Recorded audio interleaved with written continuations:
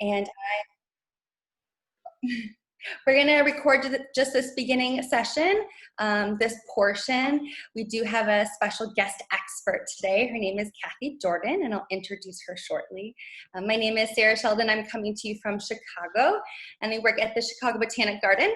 And this is enough about me, because it is time to share with all of you some wonderful folks who are here today. So let me share my screen with all of you. Oh, my technology. Here we go. Share screen. Alrighty. There we go. All right. Well, let's begin then.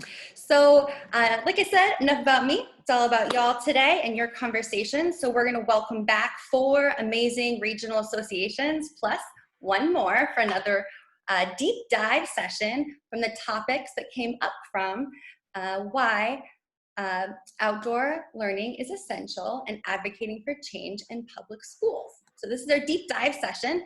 So thank you once more to the Northern Illinois Nature Preschool Association, the Minnesota Early Childhood Outdoors, the Inside Outside Nature-Based Educators of New England, and the Wisconsin Nature-Based Early Childhood Association. And then a big drum roll, our special organization that's joining us today, our newest one, is the Minnesota Children and Nature Connection. It's been an honor working and collaborating with all these organizations.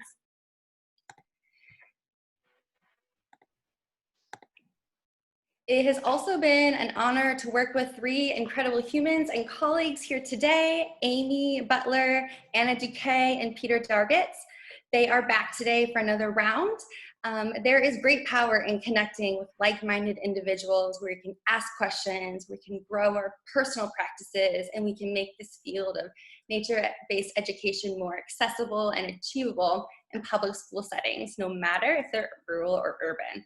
So thank you once again to Amy, Anna, and Peter. We had such a wonderful conversation last time, and I'm excited to have all of you back here today. Another person who's back with us today is Catherine Rubinke. She'll be the one dealing with all things technology and will be the one moving us into discussion rooms later. So she might reach out to you via the chat box as she's doing a bit of detective work, lining up email addresses from registration to the topics you're interested in rather than your Zoom name. So just be on the lookout for a chat from her. Again, learning all things technology. All right, so right now we do have all of you here unmuted, and just for the time being, because when we do break out into those sessions, we want to hear from you. So for now, please just save those questions, and in the meantime, you can send anyone a chat, whether it's Catherine or Cathy or myself or anyone in the room. So drop us a line and let us know where you are and what that weather's like today. The children in this photo actually came into my classroom as individual baby 3s, and they grew together as a community, one that loved nature and they loved each other. And I think that's just a really powerful photo to take a moment and look at. So here we are today, much like these littles, right? We're forging ahead, we're connecting, and we're getting stronger and bigger. We covered a lot of these hows in our last webinar: how to dive into the nitty-gritty, how to pull in curriculum, how to find nature, even if it's just in a pebble or a stone. But all of the panelists last time also brought up and briefly discussed the why. So as we dive deeper, I thought that Cathy Jordan could help us understand a little bit more about that why.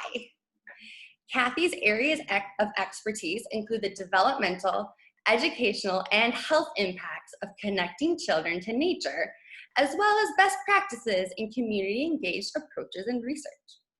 She is the Pediatrics and Associate Director for Leadership and Education at the Institute of the Environment at the University of Minnesota. She's also the Consulting Director of Research for the Children and Nature Network. She's involved in the Minnesota Children and Nature Connection Executive Committee. So thank you, Cathy, for being here today.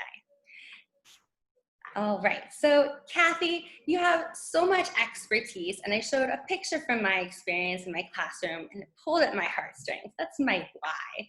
But I was hoping that you could help us dive into the why in a bigger picture. We know that nature is good, we know that it's restorative and has healing properties, but how does this relate to the transmission rates of COVID? And how can you better help us understand all the whys together? Why nature? Why learning outdoors? Why now? Help us answer this question today if you can. Sure. Can you pull up that slide for me, please, Sarah? There we go. Thank you. Okay. So my point in putting this up is to really make the point that nature is a good strategy for learning generally.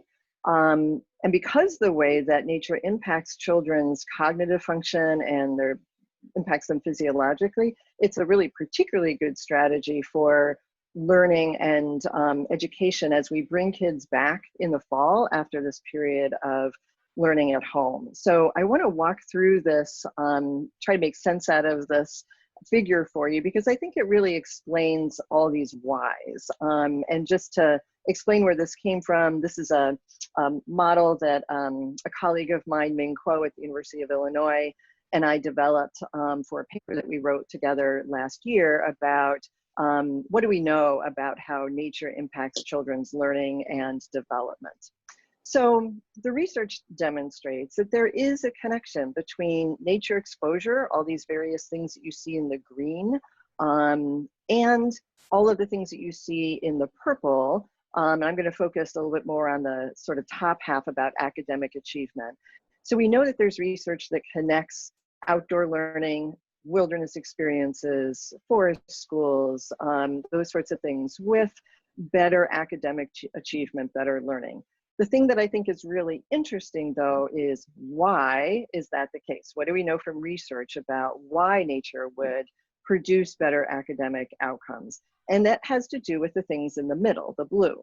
And we've categorized those according to things that have to do with the learner themselves and the things that have to do with the learning context, you know, the environment for learning.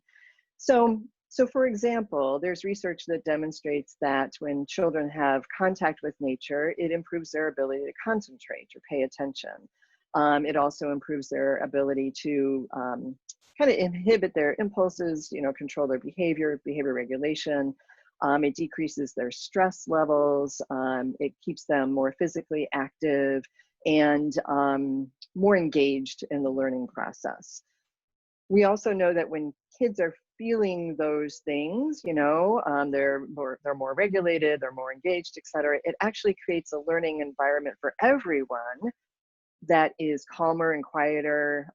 It's safer, everybody's, you know, better regulated in their behaviors. It's just sort of the setup for good learning and good sort of relationships between the students and their teachers. I want to focus in a little bit on the top box about the learner, because I think these are important mechanisms that actually are so timely right now. When you think about what we've been dealing with COVID and students being at home and trying to learn, some of them trying to learn online, others, you know, maybe just being at home. We have kids who are more connected to technology than they were before, for better or for worse. We have kids who potentially have been inside more and not as physically active as they were before. They may be dealing actually with some considerable stressors, everything from, you know, just the stress that families feel when they're cooped up too much together. They don't have sort of those outlets or some separation from each other if they're in sort of small spaces. But they may actually be dealing with some big stuff, you know, illness among family members, maybe even death of a family member. Parents may be dealing with financial stress due to, you know, work interruption. There may be, you know, on the really extreme side, stressors that are leading to disputes, conflict in the family, and even domestic violence, and potentially even child abuse. So in the context of at least some kids, or I would say all kids, having some range of impact from the mild disruption and at least disruption in their learning to much more extreme stressors, we have kids returning in the fall who are just in a different spot developmentally and emotionally, and potentially in terms of cognitively as well as they otherwise would have been. And if you look at these sort of factors under the learner in that top blue box, if we can help kids who have been disrupted, and particularly kids who've maybe felt considerable stress, if we're able to help them concentrate better, control their emotions and their behavior, regulate those things in healthy ways, if we can decrease their stress, we can increase that physical activity, which is also connected to learning, and we can help them re-engage with school and with learning, which is, has definitely been interrupted. Online learning, for those who are doing that, is just not as engaging as with, when you're with your peers and your teacher all together. If we can use nature to affect these sort of functions in students, then we are strengthening that relationship between the nature exposure in the green box and these learning outcomes in the purple box. Wow. Thank you, Cathy, for diving deep into this infographic or this graphic.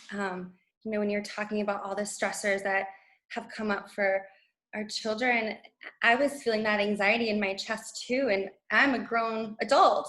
And so when we think about these precious children coming back into our care, COVID has really changed what school looks like, and is going to look like in this next coming year. And so I'm curious, what do we know about how students will be showing up when they return to school? And then how can nature help us with this transition then? Yeah, so I did sort of allude to this, that I think that, every child is going to have some level of impact from this interruption in their family life and interruption in their schooling. And families have been in sort of different places in terms of their capacity to mitigate the risks that the students have experienced as a result of this interruption.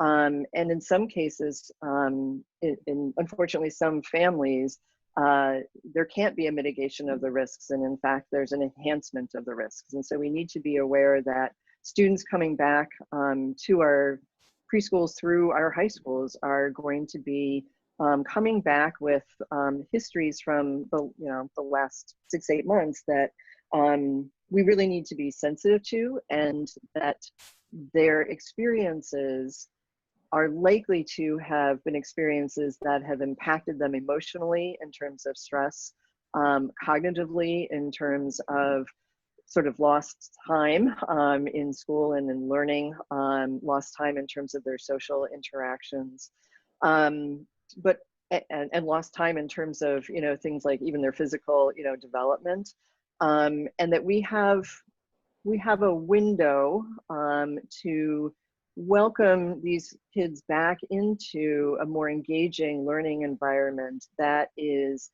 sensitive to the physical, cognitive, and emotional interruptions or stressors, or sometimes even tragedies that they've experienced during their time away. And nature-based education, outdoor learning, I think can really be a mechanism for working with the whole child, working with them as not just learners of academic, information and skill building, but also students who are working on social emotional learning, students who are social beings, and students who are in particular, places emotionally. So I think we really need to think about outdoor learning, nature-based learning as a whole child approach to achieving academic outcomes through these mechanisms in the blue box that are particularly at risk because of the situation of COVID and what these students have been experiencing since March. Wow. Cathy, thank you. When I hear you talk about the whole child, we as educators, we in the field of education know that the whole child is so important. And sometimes academics can come before the whole child, as we've seen as we grow up in grade levels. So I'm I'm curious, is this a tool or is this a piece of information that can help parents or other educators to really stand up and resist policies that aren't good for that whole child? Is this, it seems simple in thought, the whole child. We've talked about this so many times in early childhood, but maybe that whole child is forgotten about as we get older. So can we use this as a resource, as a tool to resist those academic standards, or show that this can be, Yeah, but that I, child is important? I love this idea of resisting because I think that what I've been hearing, at least from some folks in more educational administration, is that they're nervous about the fact that kids haven't just had a summer slide, right? They've had a slide since March, and they're going to be way behind. And there's some pressure to catch them up and to help them keep moving through the planned sort of curriculum and advancement in school. And the fear that I have is when I hear that means that there will be some pressure to sort of enforce more seat time, more direct instruction. We really need to buckle down and make up for lost time. And what I want to say to that is that there's some damage that could be done through that approach, because we're not attending to the emotional situations of the students who are returning. If we sort of toss students into not just the same old, but actually maybe even a more intense traditional, academic way of learning indoors in the classroom, seat time, direct instruction, will actually be adding more stressors to an already stressed child. A child who's already, maybe feeling some disengagement from school. And what we need to really do is increase their engagement, get them excited again about school, etc. But I also think that what we really need to be able to demonstrate is that this is not sort of a zero-sum game. It's not like you do outdoor school and you're just attending to these social emotional skills, or the emotional state of the child, and it's sort of at the expense of the academic. What the research shows is that nature-based learning can be a very effective strategy for achieving academic outcomes, for achieving good learning.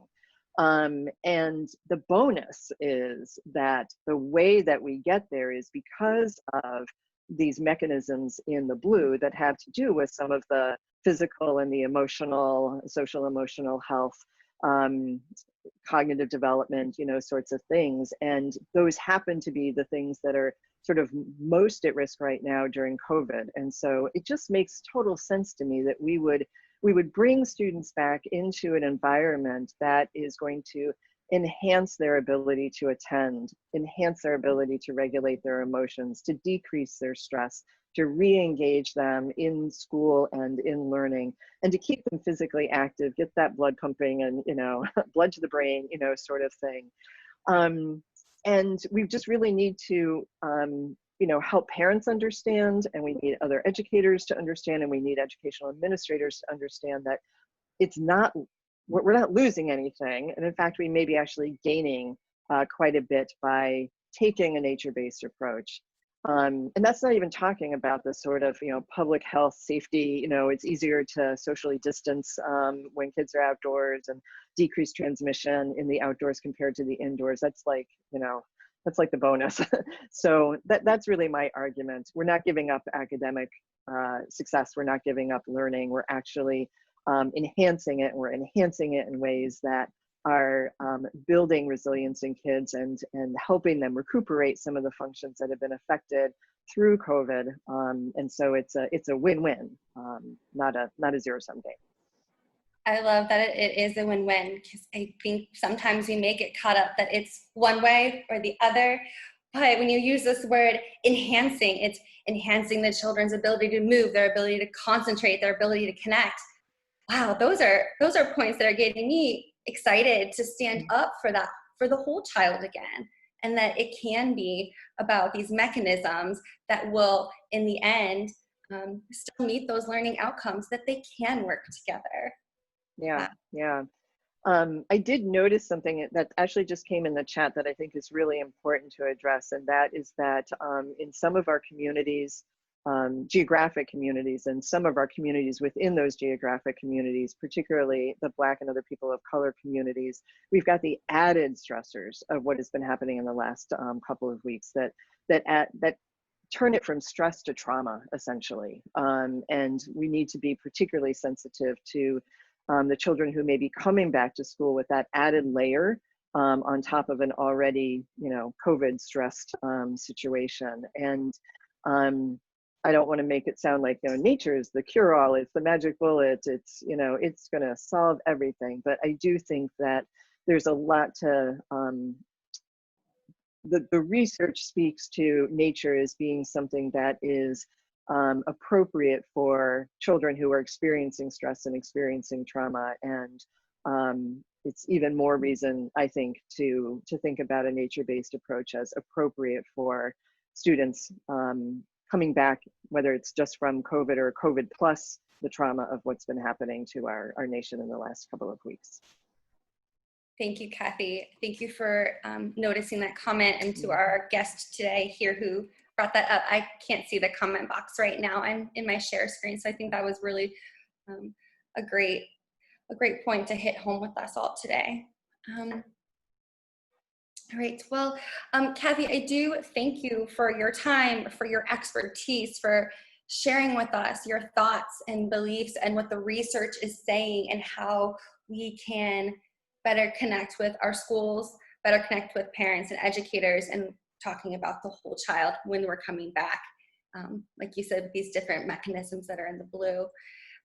We are going to jump into our smaller roundtable discussion rooms. And Cathy will be in one of those rooms today with Amy Butler. The two of them will be honing in a bit more about the topics of collective community, as well as advocacy and research. So thank you, Cathy and Amy. And today, their moderator in that room will be, oh, here we go. And then our other roundtable room is the curriculum standards and affordances. That will be with Peter as well as Anna. And we're gonna have two moderators in those rooms for you all today. So these are our dive deep sessions. Beth Wilson, she's the director at Hobson School. It's a cooperative school located here in Northern Illinois. She sits on the board of NINPA, as well as on the board for the DuPage Children's Museum of Education. And Beth will actually be, like I said, with Cathy and Amy. And then Heidi Ferris is our other moderator today. Heidi Ferris is a naturalist teacher at Tamarack Nature Center in Minnesota in their My Nature Preschool. And she is co-chair, or was the co-chair, for the North Carolina Children and Nature Coalition. She is on the board for the Minnesota Children and Nature Connection Board, as well as the MNECO board, which is the Minnesota Educators. I'm losing it. Anna, if you're here, you could help me. Minnesota Early Childhood Outdoors. Great, lost my notes. Thanks, Anna. So that's going to be Beth and Heidi today. Heidi will be with Anna and Peter talking about the curriculum standards and affordances. And then we'll come back together at the end. We'll hear a summary from both Beth and Heidi with the two different rooms discussed. So now's your chance. If you brought those questions, you want to hear them, we'll take about 25 minutes in each room.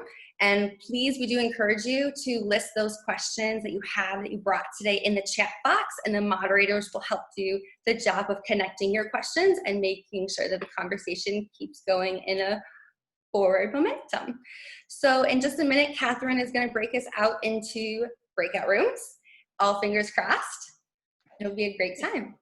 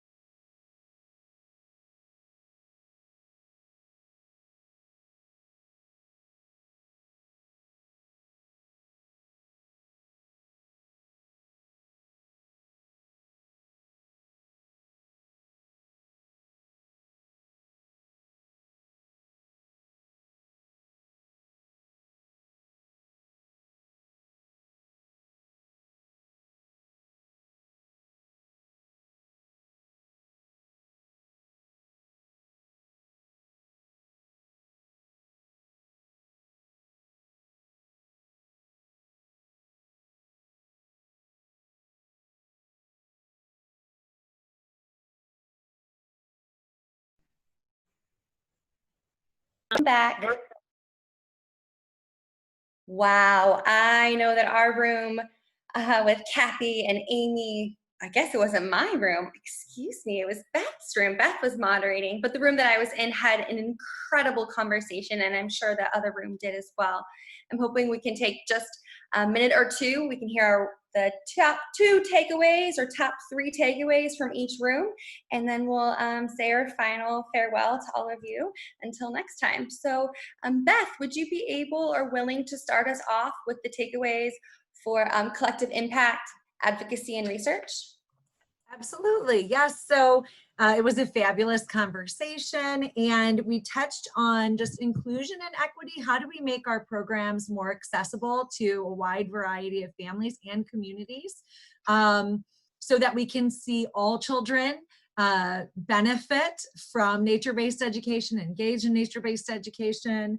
So there was lots of great ideas shared on how to think about that and some strategies to create greater inclusion and equity. We also talked about just how do you foster change and initiate change within your community. How do you show up as an individual, but then how do you also connect to your community and the people that are interested in sharing in the work of connecting children with nature in the public school setting.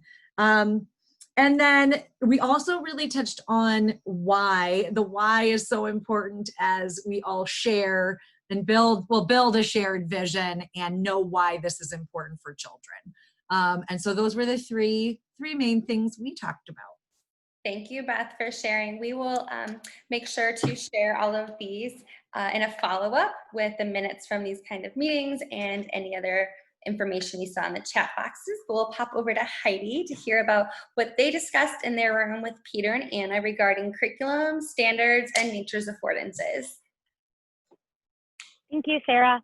So our 2 big takeaways that we talked about was the affordances of nature and how teachers can get creative in their outdoor spaces, even if it's a parking lot, during this time in COVID and getting your kids outside and being able to spread out like Cathy had talked about at the beginning, and how some teachers had been putting up like those cement barriers to, like if you have runners or anything like that. So being able to section off areas of your parking lot, bringing in logs or flowering pots and things like that, even if it isn't like grass or like a nature center with lots of trees and everything, you can still make the best of the area. So just becoming creative with the space that you do have to get those kids outside. So we talked a lot about the affordances and being creative with outdoor spaces. And then the other big takeaway is we talked a lot about embedding nature into your curriculum and how to do that. So even when we're talking about literacy and math, you're thinking outside. Even when you read a book, I think Peter brought up I forgot the name of the book already, Peter, I'm sorry. The Pumpkin and the Mouse book. Mousekin's Golden House. Yes, thank you. And how the kids really just took that and ran with it. So it revolved around literacy, and then it revolved around science, and you could even bring in some math into that. So just finding those special opportunities that just kind of present themselves to you, and they're the teachers and you're just the guider, and being able to bring into nature just about anywhere. Heidi, thank you for your summary. It sounds to me that, these 2 topics that we had, there was so much overlap between them. Being the ones who show up, standing up for the right of the whole child, also knowing that nature isn't a pristine forest. It can be found in a pebble in a parking lot, and we can do this. We can do it in rural areas or urban areas, and it comes back to those whys that Cathy chatted with us about. Why are we doing this? Why is it important for the whole child? What are they getting out of nature? Academics will come to, but that whole child support.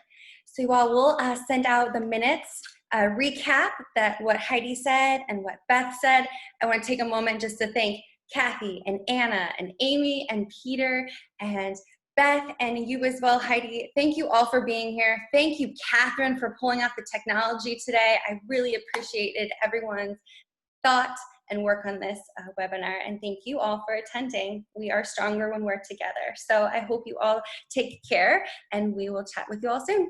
Thanks, everyone. Bye.